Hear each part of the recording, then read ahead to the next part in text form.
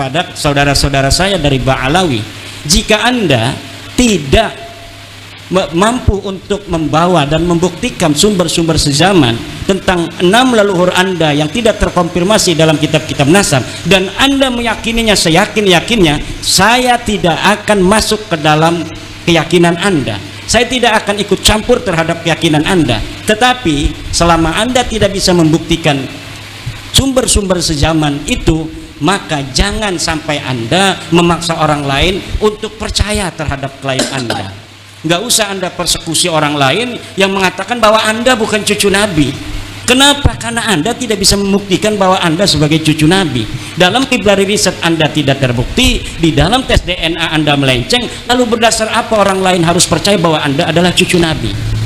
Tapi kalau Anda mau meyakini itu dalam keyakinan Anda dan kemudian diwariskan pada keturunan Anda, silahkan saja. Tapi jangan sampai mengatakannya di hadapan publik. Karena ketika Anda mengatakan itu di hadapan publik, akan ada konsekuensi sosiologis dan religius yang akan berkaitan dengan klaim Anda. Karena yang Anda klaim itu adalah bukan nasab sembarangan, tapi nasab baginda Nabi besar Muhammad SAW yang mempunyai implikasi sosial, implikasi religiusitas di situ.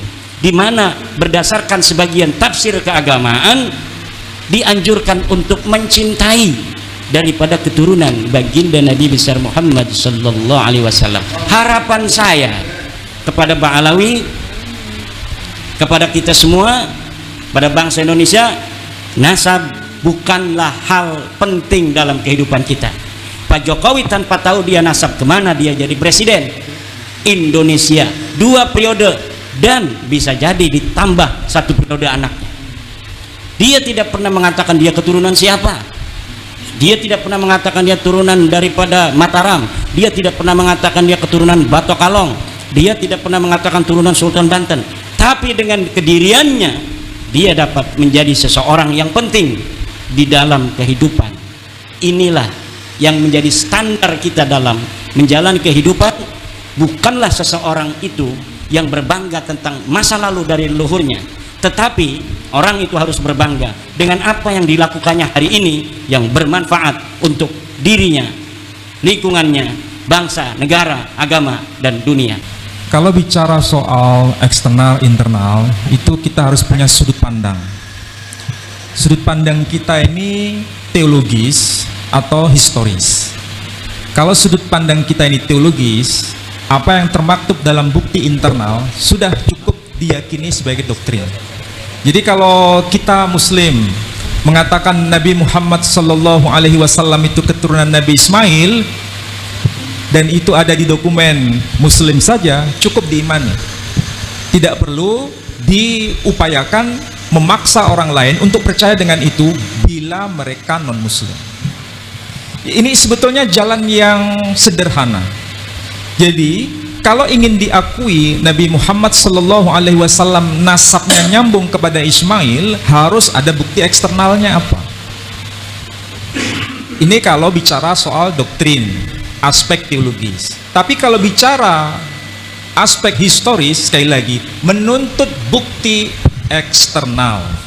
Itu dari kacamata filologis. Makanya apa yang sering saya katakan dan saya uraikan dalam berbagai macam diskusi, selalu saya itu berbasis dengan data.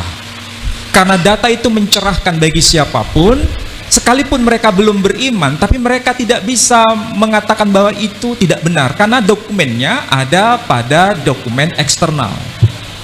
Contoh sederhana saja, kalau kita merujuk pada bukti internal, data apa yang mengkonfirmasi bahwa Nabi kita Muhammad sallallahu alaihi wasallam itu keturunan Nabi Ismail? Data apa itu?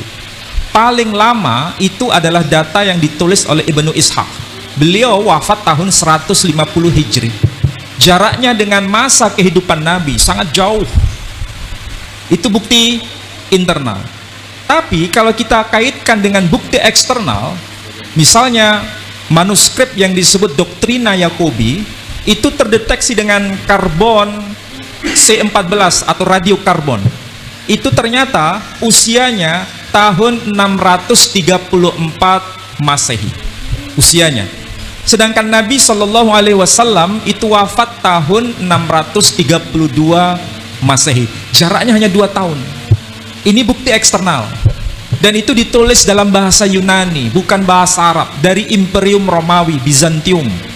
Ini semakin menegaskan bahwa beliau bukan sekedar tokoh fiktif, tapi tokoh historis. Dan tokoh historis itu dikonfirmasi dengan data eksternal. Kita sekarang tergantung, mau pilih dokumen internal saja, itu pilihan. Dan kita tidak bisa memaksa. Tapi kalau orang itu mau mengkaji secara ilmiah, dengan mengkaitkannya dengan bukti eksternal, itu keislamannya bukan semakin rapuh tapi semakin kokoh. Karena apa? Ada dokumen eksternal. Jadi kalaupun disampaikan kepada siapapun, lepas agamanya apapun, mereka tidak menolak bahwa Muhammad Sallallahu Alaihi Wasallam memang bernasab pada Ismail. Itu fakta real. Ini buku yang saya pernah sampaikan di narasi-narasi kajian saya. Bahasanya bahasa Yunani, ada bahasa Latin. Di sini tertuliskan nama Muhammad langsung. Dan saudara pernah ikuti itu, membuktikan memang iya. Jadi siapapun mereka, kalau ingin membuktikan sesuatu dan perlu disajikan dan disosialisasikan kepada komunitas di luar komunitasnya, wajib dan dituntut dokumen eksternal. Saya kira itulah yang menjadi satu pemikiran yang ada di sini semua. Saya kira demikian ya. Mudah-mudahan bermanfaat. Terakhir, monggo. Sebelum saya menjawab Teteh tentang apa harapan saya ya, saya ingin menambahkan tentang kitab sejaman atau sumber sejaman. Saya tadi telah selfie ketika Pak Profesor Manahem berbicara, saya selfie dengan HP saya bahwa saya sudah bersama Profesor Manahem, dan di dalam foto itu akan ada tanggal 29 Oktober 2023. Ini adalah sumber sejaman internal saya, dan apa-apa yang ada di dalam rekaman dari para teman-teman yang hadir di sini hari ini, yang memoto dan yang memvideo, adalah bukti eksternal bahwa saya pernah datang ke Mu'alaf Center atau HID di Surabaya pada tanggal 29 Oktober 2023. Kalaulah nanti 5 tahun lagi atau 20 tahun lagi saya bicara menceritakan kepada cucu saya dulu pernah bertemu dengan pakar kristolog, seorang pejuang dari Surabaya yang melindungi, membimbing para mu'alaf yang ada di Surabaya. Kata cucu saya, mana buktinya kek?